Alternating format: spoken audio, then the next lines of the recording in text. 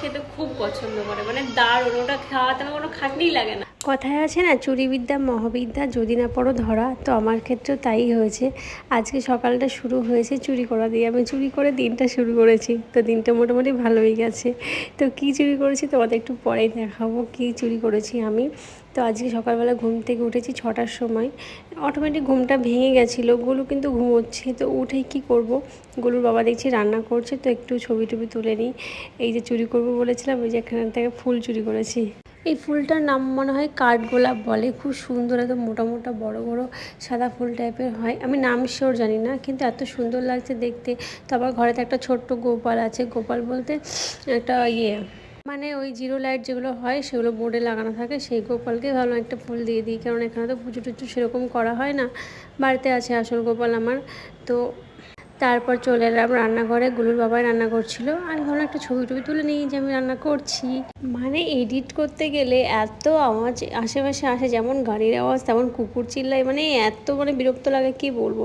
এই যে আমি এখন চিকেন রান্না করছি, সকালবেলা বললামই সেদিনই, সকাল 6:30টার সময়।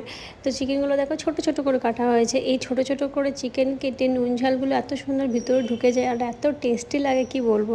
তোমরা যদি কোনোদিন না করে থাকো, করে দেখবে, ট্রাই করবে, দারুণ লাগে খেতে। আর এখানে দেখো যত রাজ্যের খেলনা দরকারি জিনিস, চিরুনি খুঁজে আমি পাচ্ছিলাম না, সারাদিন মাঠে আসতে যায়নি কালকে।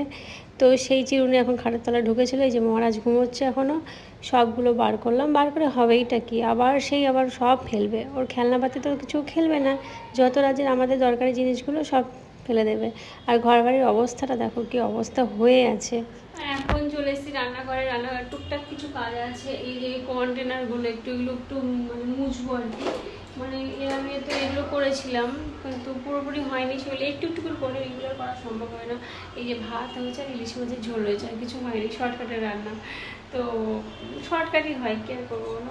এই যে বাবুর জন্য সকালবেলা এই কদিন আমি শরীর খারাপ ছিল বলে অফিস যাচ্ছিলাম না, দুধও আনতে পারছিলাম না। তো কাল সকালবেলা বাবাকে দিয়ে আনিয়েছি, মানে যেখান থেকে নিই সকালেও দেয়।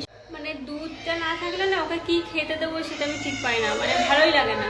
মানে দুধ দিয়ে ওই যে কলা টলা দিয়ে ড্রাই ফ্রুট দিয়ে একটা মিক্সারে ব্লেন্ড করে স্মুদি টাইপের হয়, সেটা খেতে খুব পছন্দ করে, মানে দারুণ। ওটা খাওয়াতে আমার কোনো খাটনিই লাগে না, মানে ওটা জাস্ট মুখে একবার টেস্ট করা থাকে জিভে দিয়ে, যে না এই খাবারটা, আর অনেক সময় দেখেও বুঝে যায়।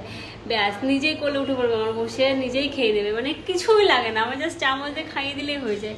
অন্যান্য খাবারগুলো খাওয়াতে গেলে না একটু কষ্ট হয়, প্রথম 1 চামচ মুখে, মানে প্রথম 1 চামচ দিতে হয়, তারপরে আস্তে আস্তে খাই, একটু জোর জার করে খাওয়াতে হয় আর কি। মানে কোনো বাচ্চাই খেতে চায় না, আর বাবু কিন্তু আগে খেত, এখন যে কি হয়েছে, মানে সেই একটা শরীর খারাপ হওয়ার পর থেকে আর খেতেই চাইছে না ঠিক করে, ওইভাবেই চলছে না। কিন্তু স্মুদিটা খুব ভালোই খাচ্ছে।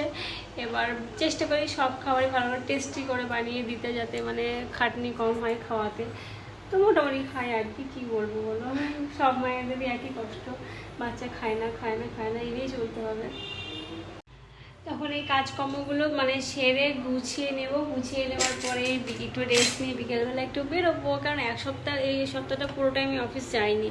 মানে আমি এখানে এসেছিলাম অফিস করার জন্য, অফিস এবার কী হয়েছে, রবিবার রাত থেকে আমার জ্বর, এবার তারপর আমার বাবুর জ্বর, ওই জন্য আর যেতেই পারিনি। তো আজকে ভাবছি একটু বেরোবার ভালো লাগছে না, মানে একটু মলে যাবো, একটু ঘুরবো ফিরবো, একটু ফুচকা খেয়ে বাড়ি চলে আসবো, ব্যাস এইটুকু, আর কিছুই না।